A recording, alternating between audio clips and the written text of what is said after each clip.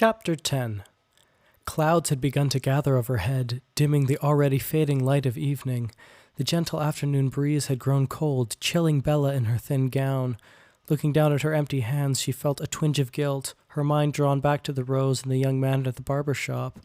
She could not forget how he had looked at her when she turned back, the defeat upon his face, the sorrow in his eyes. What would her father say if he knew she had acted thus? She could already picture his disappointed frown.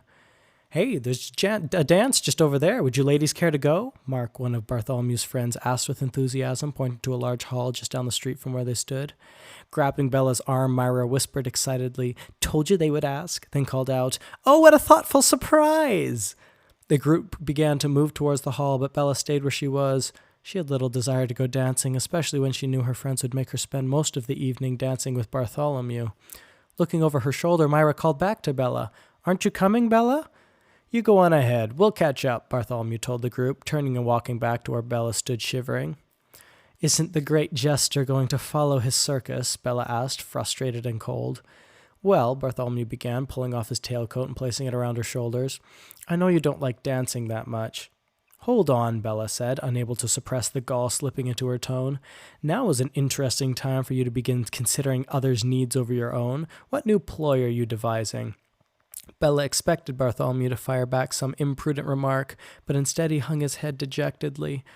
"I see why you would think that. I owe you an apology for what happened by the barber shop today. I admit, I can act quite pompous at times. We certainly took things too far. Could you forgive my rash actions?" Surprised, Bella found herself at a loss for words. Her anger melted away slightly. It was not common to hear Bartholomew admit that he was ever in the wrong, and for a moment Bella felt something she'd not felt in many years. She felt drawn to him. The sincerity on his face and the gentle meekness in his words made Bella remember how they used to play and dream together as children all those years ago. "Of course I forgive you," Bella said. "I suppose we all acted rather rash, though I do wish we hadn't. That poor boy, we made such a fool of him." Bartholomew shuffled his feet uncomfortably.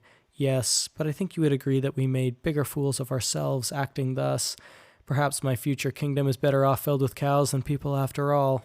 Bella could not resist a smile. "Are you still a cow king at heart, then?"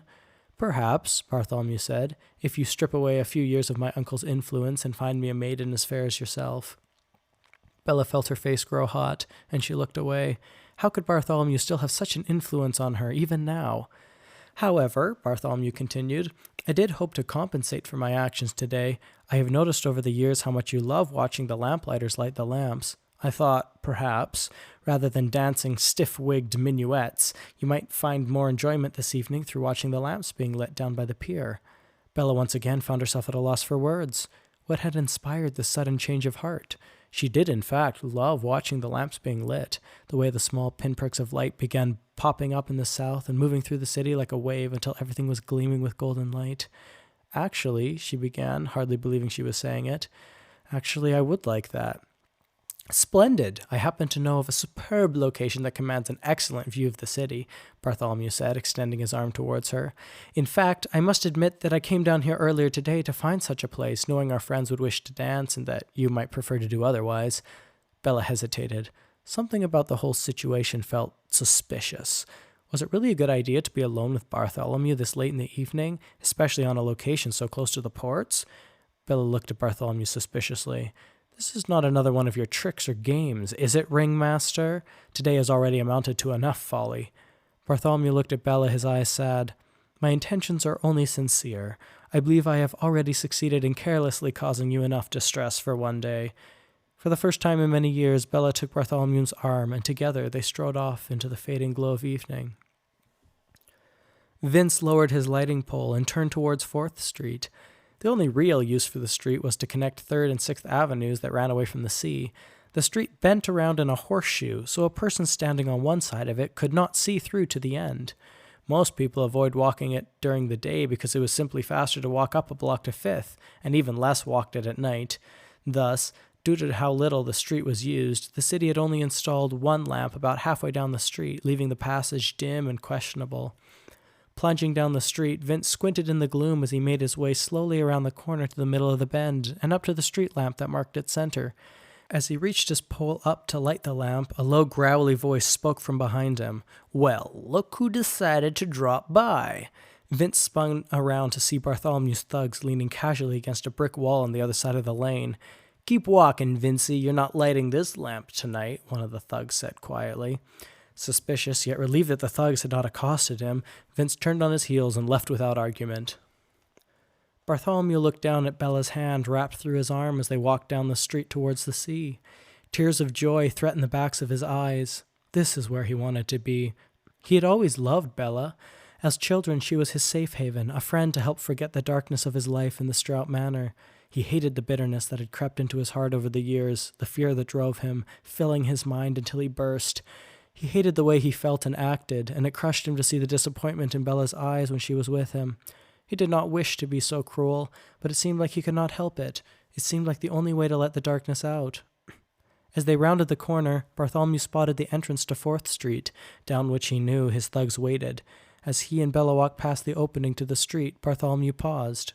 "Is everything all right?" Bella asked. Bartholomew's mind raced, his uncle's words echoing in his ears. "The fact of the matter is not that you should marry Bella. The fact of the matter is that you will marry her." Alas, the evening was going so well. Could he not simply take Bella to the docks like he promised, to watch the lamplighters? Would this not be better than scaring her? If he confessed how much he loved her, would that not be enough? "Bella," Bartholomew began, "when winning a lady's heart, one should do so gently and honestly, should he not?"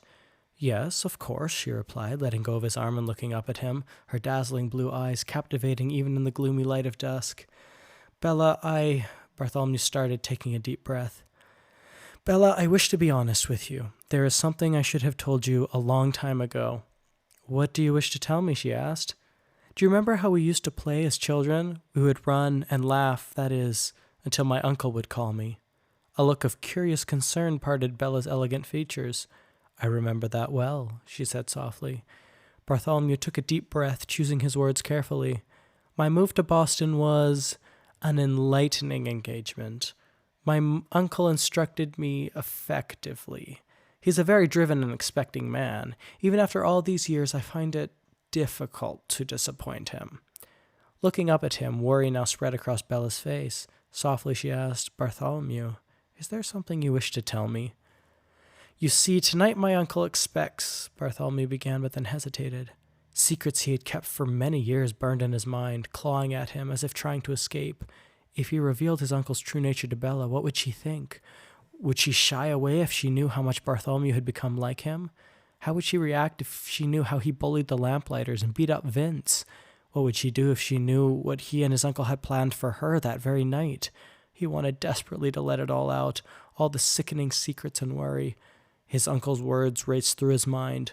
"Forget love. It's a bedtime story, a whim of your mind. I trust you know what awaits if you fail." He could not afford to fail, yet he shuddered at the thought of causing Bella any harm. What could he do? Bartholomew could see no way out. For both his good and hers, he would have to take action. Reasoning within himself, he decided the only thing to do was to try and win Bella over his way first. If this failed, he would have to carry out his uncle's plan. "What does your uncle expect?" Bella asked, pulling Bartholomew from his thoughts.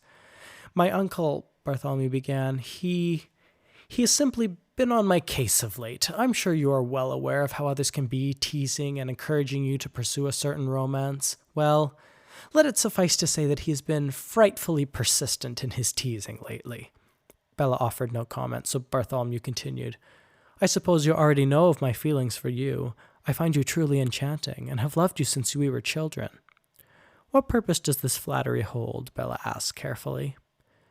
"There are many who harbor the notion that we are to be wed one day, and I must confess, I find my hopes to be of a similar nature." Bella turned to look down the lane, gazing off into the distance. "So," she said softly, "this is why you brought me here." "I hope you do not misinterpret my words," Bartholomew said quickly. "I only mean to say that, despite these many pressures that seem to be pushing us together, my affections for you are not born out of the influence of others." Taking a deep breath, Bartholomew steadied himself. "Bella, you have meant everything to me for the last 14 years. I love you more than life itself." Taking a step forward, Bartholomew gently grasped Bella's hand. "This is not a love born out of persuasion, but a love that burns pure and true inside me every day. Oh, Bella, I must know. Do you believe you could return my affections?" A long silence followed. Slowly, Bella pulled her hand from Bartholomew's, and his heart sank. An emptiness engulfed him, far worse than any other he'd ever felt. Bella shifted uncomfortably, twisting her heel into the ground for a few seconds before responding. Bartholomew, I admit that there are many who tease me about our romance as well. I also recognize the great friend you were to me when we were children. However, I do not return your ardent affections, nor do I believe you would find joy in our romance if I tried. Anger boiled inside Bartholomew. How could she say such things? His uncle was right. Love was weak because it left him vulnerable. Never again would he let himself be vulnerable, not to her or to anyone else. Tonight was a night to accomplish what he had failed to accomplish the last 14 years. If he could not win her heart, he would capture it. Gaining his composure, Bartholomew smiled warmly down at Bella. Well, I'm so thankful to hear your honest reply, he said jovially. Such distress comes from sitting on the edge of wonder. I feel like a lighter man knowing your true feelings rather than guessing. Offering his arm once more to Bella, Bartholomew motioned towards the dark lane beside them. Shall we continue on to the pier then? If not as lovers, as friends. Bella looked relieved as she took his arm. I'm glad you do not feel too disheartened. I truly meant no insult. Of course you did not, he replied, starting forward, and I take no offense. I can accept feeling a bit the fool if I know that you are not upset at my forwardness. Of course I'm not upset, Bella said. I am relieved we had this conversation. It is so very awful walking in uncertainty, especially amongst friends. My thoughts exactly, Bartholomew said, guiding Bella into the dark lane. Tell me of your music lesson. I do so love to hear of your art. Bella's face lit up as it always did when talking about her music. My teacher gave me the most delightsome piece to work through, she said, pulling her hand away from Bartholomew's arm to talk more animatedly. It was written by the Italian composer Antonio Lotti. As Bella talked, Bartholomew slipped quietly behind a stack of crates where he was obscured by shadow. The plan was simple. Bartholomew would allow Bella to get surrounded by his thugs, then come out of the shadows to rescue her. According to his uncle, she and her friends would talk about his heroics for weeks, and she would be captivated by him once and for all. Bartholomew watched from the shadows as Bella walked slowly forward, still talking, completely unaware that he had left her side. Well, well, well, look what we have here, boys, a voice cackled as Bartholomew's 3 muscly thugs emerged from the shadow surrounding Bella. Bella jumped with a gasp and turned around, running into another thug who had emerged from behind her. What's a pretty girl like you doing in a place like this? He said menacingly. You lost, sweetheart? Bella let out a shrill scream as he grabbed her and forced a hand over her mouth.